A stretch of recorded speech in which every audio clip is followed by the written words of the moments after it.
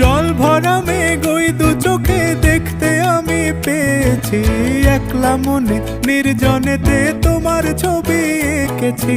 নাম রেখেছি বনলতা যখন দেখেছি, হয়তো বা সেই ক্ষণেই তোমায় ভালোবেসেছি।